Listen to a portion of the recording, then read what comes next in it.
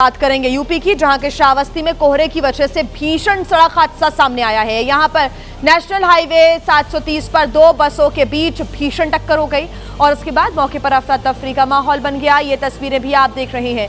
हादसे के दौरान बस में कई लोग सवार थे, 1 दर्जन से ज्यादा यात्री घायल बताए जा रहे हैं। टक्कर यहां पर इतनी जबरदस्त हुई है कि दोनों ही बसों के परखच्चे उड़ गए। ये तस्वीरें आपके सामने। आपको बता दें कि दिल्ली जाने वाली डबल डेकर बस और हरियाणा के कुरुक्षेत्र से नेपाल जाने वाली बस के बीच ये भीषण टक्कर हुई है।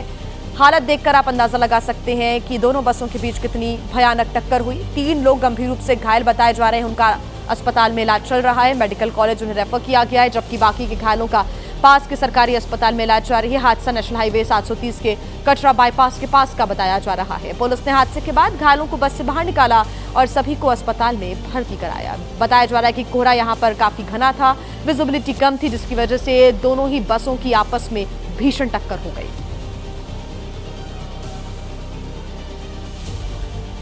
वहीं राजस्थान के भीलवाड़ा में भी कोहरे की वजह से भीषण सड़क हादसा हो गया। यहां के मांडल रेलवे ओवरब्रिज पर एक गाड़ी और एक टैंकर में जोरदार टक्कर हो गई और इस टक्कर की वजह से उस गाड़ी के बाद यहां पर टक्कर के बाद गाड़ी से आगे का जो हिस्सा है वो पूरी तरह से तहस नहस हो गया और इसकी वजह से उस सड़क पर कुछ समय के लिए ट्रैफिक जाम भी हो गया। तस्वीरें आप देख सकते हैं। वो तो गनीमत रही कि ये जो हादसा हुआ है इसमें किसी को कोई गंभीर चोट नहीं आई है, लेकिन अफरा तफरी का माहौल जरूर बन गया था। जाम के हालात यहां पर लग गए थे।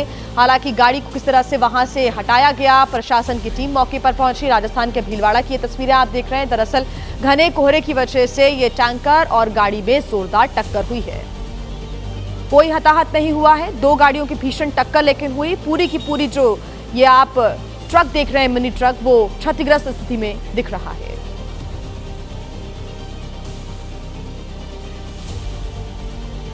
हरियाणा की यमुनानगर में एक पुलिसकर्मी ने कई गाड़ियों में टक्कर मार दी। आरोप यह है कि वो पुलिसकर्मी नशे की हालत में था। आरोपी पुलिसकर्मी ने सड़क किनारे खड़ी 4 कार्स और 2 स्कूटी को जोरदार टक्कर मार दी, जिससे इलाके में अफरा तफरी का माहौल बन गया। हादसे के समय सड़क पर और दुकानों के बाहर कई लोग मौजूद थे। लोग अपनी जान बचाने के लिए दुकानों के अंदर घुस गए। गनीमत रही कि इस घटना में कोई हताहत नहीं हुआ है, लेकिन कई गाड़ियों को काफी ज्यादा नुकसान पहुंचा है। सीसीटीवी फुटेज आप देख सकते हैं। इसमें वो कार तेजी से आती है, एक के बाद एक खड़ी गाड़ियों से टकरा जाती है और उसके बाद की जो स्थितियां हैं वो भी कैमरे में रिकॉर्ड हुई हैं। आप ये तस्वीरें देख रहे हैं। टक्कर की आवाज इतनी तेज थी कि यहां पर आसपास के लोग इस आवाज को सुनकर सहम उठे। हादसे के बाद लोगों ने कार से ड्राइवर को बाहर निकाला। बताया जा रहा है कि जो पुलिसकर्मी इस कार को ड्राइव कर रहा था वो दरअसल नशे की हालत में था। यमुनानगर में ये तेज रफ्तार का कहर जो कि सीसीटीवी कैमरे में भी रिकॉर्ड हुआ।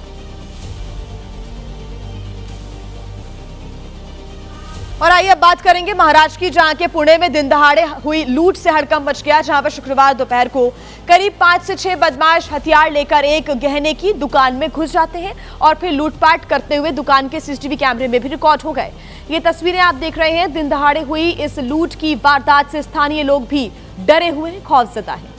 ये तस्वीरें आप देखिए वीडियो में, कैसे कई सारे नकाबपोश बदमाश हथियार लहराते हुए गहने की दुकान में पहुंचते हैं। ज्वेलरी शॉप के अंदर जाकर सरेआम लूटपाट करते हुए नजर आ रहे हैं। कुछ लुटेरे जहां दुकान में मौजूद स्टाफ को धमकाते भी हैं, कुछ बैग में गहने भरते हुए नजर आते हैं। शुरुआती जांच में पुलिस को इस मामले में किसी लोकल गैंग का हाथ होने का शक है। पुलिस अब सीसीटीवी की सहायता से वारदात को अंजाम देने वाले बदमाशों की तलाश लगातार कर रही है।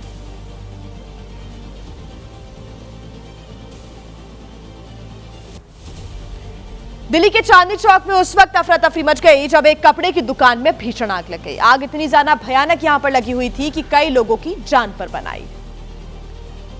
क्योंकि जिस जगह आग लगी वहां नीचे दुकान थी और ऊपर मकान। आग लगते ही हड़कंप मच गया। बिल्डिंग में आग इतनी भीषण है कि लपटें दूर से देखी जा सकती हैं। वहीं आसपास के लोग दहशत से भर गए, जो अपने अपने घरों से निकलकर बाहर आ गए। आग की खबर मिलते ही फायर ब्रिगेड की 5 गाड़ियां मौके पर पहुंच गईं, जो आग बुझाने की कोशिश करती रही। ये चांदनी चौक का कूचा रहमान इलाका है, जहां दिन में काफी भीड़ रहती है। गनीमत रही कि आग रात के वक्त लगी जब पूरा बाजार बंद हो चुका था, नहीं तो फायर ब्रिगेड की टीम को घटना स्थल पर परेशानी का सामना करना पड़ा। इस अग्निकांड में कपड़े की दुकान जलकर राख हो गई। दुकान में रखा सारा सामान जल गया। हालांकि आग लगी कैसे, अभी तक इसका पता नहीं चला है। बात करेंगे सीतापुर की, जहां पर डबल मर्डर से इलाके में सनसनी फैल गई। बताया जा रहा है कि आपसी रंजिश के चलते इस घटना को अंजाम दिया गया। रात का अंधेरा है और चारों ओर पुलिस का पहरा है। पुलिस फोर्स यहां उस पंचायत भवन पर पहुंची है जो मौकाए वारदात है।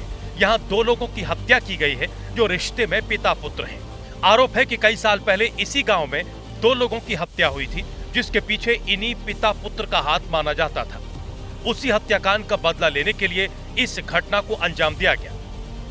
पिता छोटे उर्फ अख्तर खां ऑटो चलाते थे, जबकि बेटा मैसर खां गांव में ही खेती किसानी का काम करता था। ये पूरी वारदात इमलिया सुल्तानपुर थाना इलाके के फतेहपुर मातिनपुर की बताई जा रही है। पुलिस के मुताबिक पूरे मामले की जांच और खुलासे के लिए जांच टीमों का गठन किया गया है और जल्दी ही इस हत्याकांड का पर्दाफाश किया जाएगा। प्रथम दृष्टया यह प्रतीत हो रहा है कि किसी भारी वस्तु से सर पे मार के हत्या की गई है। इसके पीछे पुरानी रंजिश, जिसमें गांव के ही 2 व्यक्तियों की पूर्व में हत्या की गई थी, उन्हीं के परिवारीजनों पे आरोप लगाया जा रहा है। इसमें मौके पे पुलिस टीमों द्वारा और थाने की टीम और उच्च अधिकारियों द्वारा मौके पहुंच के घटनास्थल को विजिट किया गया है।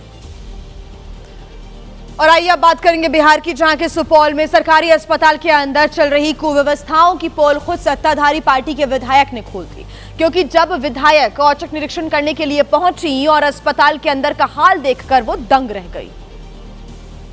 दरअसल अस्पताल में सारी सुविधाएं होने के बाद भी मरीजों को वो सुविधा मुहैया नहीं कराई जा रही थी, क्योंकि नियम के हिसाब से ऑपरेशन के बाद भर्ती मरीज को साफ कंबल और बेडशीट दिया जाता है।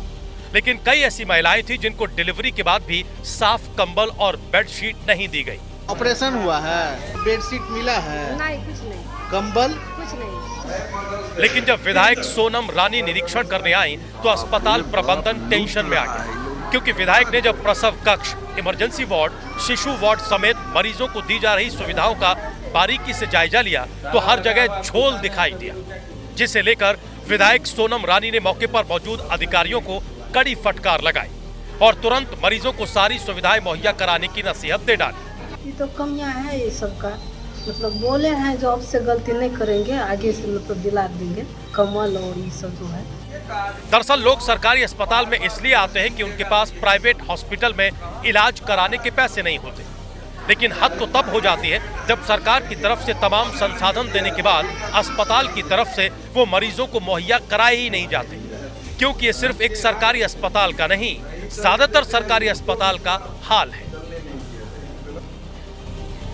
और आइए अब बात करेंगे मध्य प्रदेश की, जहां के सीहोर जिले में वन माफिया के हौसले इस कदर बुलंद हो गए हैं कि तस्करों ने वन विभाग के कर्मचारियों को कुचलने की कोशिश की। एक्शन में आई वन विभाग की टीम ने 2 आरोपी तस्करों को धर दबोचा। वन विभाग की टीम की हिरासत में खड़े ये आरोपी तस्करों के उस गैंग के सदस्य हैं जो जंगलों में चोरी छिपे पेड़ों की कटाई कर लकड़ियों की तस्करी करते हैं। सीहोर जिले के गादलिया सुआपानी वन क्षेत्र में तस्करों ने वन विभाग के कर्मचारियों से उस वक्त दबंगी दिखाई जब वन विभाग की टीम उनको पकड़ने गई थी। वन माफिया से जुड़े इन तस्करों ने रिवॉल्वर की नोक पर वन विभाग की टीम से ट्रैक्टर ट्रॉली छुड़ा ली। वहीं पीछा कर रहे वन विभाग के वन रक्षक को ट्रैक्टर से कुचलने की कोशिश भी की। वन माफिया के हमले में एक वन कर्मी की मोटरसाइकिल का अगला हिस्सा बुरी तरह से क्षतिग्रस्त हो गया। शायद हमारे वन अमले को मुखबिर के द्वारा जानकारी मिली थी कि मतलब ये रफीगंज वन क्षेत्र में अवैध कटाई की जा रही है। वहाँ से रात में तत्समय ही मतलब वन अमले वहाँ पर मौके पे पहुंचकर शायद 2 अपराधियों को मतलब गिरफ्तार करके लेके आए हैं ना। वन विभाग और पुलिस की टीम अन्य आरोपियों की तलाश में जुटी है। पकड़े गए आरोपियों के खिलाफ सख्त कार्रवाई की जा रही है। बिहार से एक दर्दनाक खबर सामने आई जब रोहतास में रोपवे के ट्रायल के दौरान ही टूट गया और इस मामले में अब जांच के आदेश दे दिए गए हैं। रोपवे के गिरने की वजह से स्थानीय लोग निराश हैं और गुस्से में भी हैं। 1 जनवरी को आम लोगों के लिए खुलने वाला रोपवे ट्रायल में ही ताश के पत्तों की तरह बिखर गया। 13 करोड़ की लागत से इसका निर्माण हुआ था। पर्यटन को बढ़ावा देना लक्ष्य था। अब इसे तकनीकी खामी कहें या भ्रष्टाचार, ये तो जांच के बाद ही पता चलेगा। लेकिन रोपवे के यूं गिर जाने से 13 करोड़ मिनटों में स्वाहा हो गए। लोगों को उम्मीद थी कि रोपवे के निर्माण से पर्यटक आकर्षित होंगे, लेकिन ये उम्मीद अभी तो पूरी होने वाली नहीं है। ये तो शुक्र मनाइए रोपवे ट्रायल के दौरान ही गिर गया। हादसा अगर उद्घाटन के बाद होता तो सोचिए क्या होता। देखिए, आवारा कुत्ते ना सिर्फ सड़क पर आफत बन गए हैं बल्कि रेसिडेंट सोसाइटीज में भी जमकर उत्पात मचाते हैं। ऐसे में ताजा तस्वीर उत्तर प्रदेश के नोएडा से एक सोसाइटी की सामने आई है। जिस कॉलोनी में हर आने जाने वाले लोगों का रिकॉर्ड दर्ज होता है, सीसीटीवी में चप्पे चप्पे की निगरानी होती है, वहां भी इन कुत्तों ने डेरा डाल लिया है।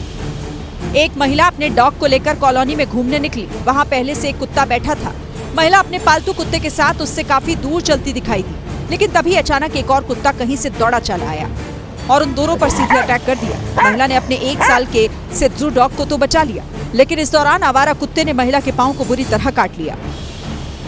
वो चिल्लाई तो लोग भागकर मदद को आए, तब जाकर कुत्ते ने महिला का पीछा छोड़ा। इस घटना के बाद कॉलोनी में दहशत है।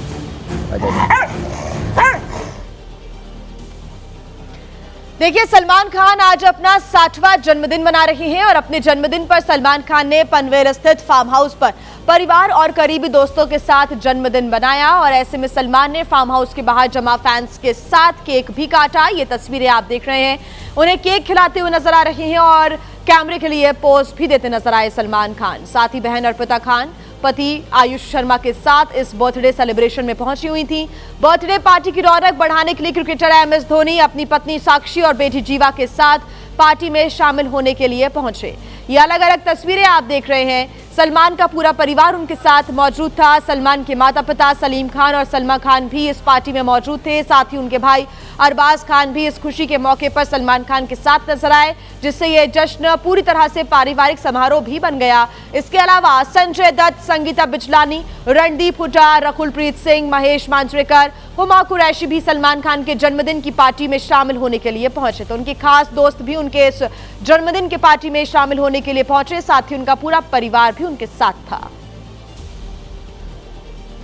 तो देखिए, बॉलीवुड के सुपरस्टार सलमान खान 60 साल के हो गए हैं। आज उनका जन्मदिन है और इस मौके पर उनके पनवेल वाले फार्म हाउस पर एक पार्टी रखी गई थी, जिसमें फिल्म जगत और क्रिकेट से जुड़े हुए कई लोग शामिल हुए। सलमान खान ने अपना 60वां जन्मदिन खास अंदाज में अपने फैंस के साथ केक काटकर मनाया और जैसे ही केक काटा, जश्न का दौर शुरू हो गया। भाईजान की बर्थडे पार्टी में चुनिंदा लोगों को इनवाइट किया गया था, जिसमें भारतीय क्रिकेट के पूर्व कप्तान महेंद्र सिंह धोनी अपनी पत्नी साक्षी के साथ पहुंचे। फिल्म अभिनेता संजय दत्त आए। फिल्म अभिनेत्री संगीता बिजलानी भी बर्थडे पार्टी में शिरकत करती नजर आई। वहीं सलमान खान के परिवार से जुड़े लोग भी इस पार्टी में शामिल हुए। भाई अरबाज, बहन अलवीरा, पिता सलीम खान सब शामिल हुए। जश्न का दौर रात भर चला। जहां पनवेल में पार्टी चल रही थी, वहीं बांद्रा का वर्ली सी लिंक सलमान खान के जन्मदिन पर जगमगाता नजर आया। ये पहली बार था जब सी लिंक पर किसी स्टार को इस तरह से दिखाया गया। सलमान खान के घर गैलेक्सी अपार्टमेंट के बाहर फैंस का तांता लगा रहा। कई फैंस घर के बाहर फोटो खिंचाते दिखे तो कई अपने अंदाज में अपने फेवरेट स्टार का जन्मदिन मनाते नजर आए। और आइए अब सलमान खान के बर्थडे से जुड़ी हुई 6 तस्वीरें हम आपको दिखा देते हैं। सलमान खान के 60वें जन्मदिन के अवसर पर बांद्रा वर्ली सी लिंक को रोशनी से सजाया गया। बॉलीवुड के सदाबहार सितारों में एक से एक सलमान खान को शानदार तरीके से विश करते नजर आए। इसके अलावा खबर यह भी है कि सलमान खान अपने फैंस को भी एक तोहफा देने वाले हैं। सूत्रों के अनुसार सलमान आज दोपहर अपने upcoming film battle of Galwan से जुड़ा एक बड़ा अपडेट शेयर कर सकते हैं और ऐसी संभावना है कि यह फिल्म का टीजर हो सकता है, जो फैंस के लिए जन्मदिन का एक बेस्ट गिफ्ट साबित होगा।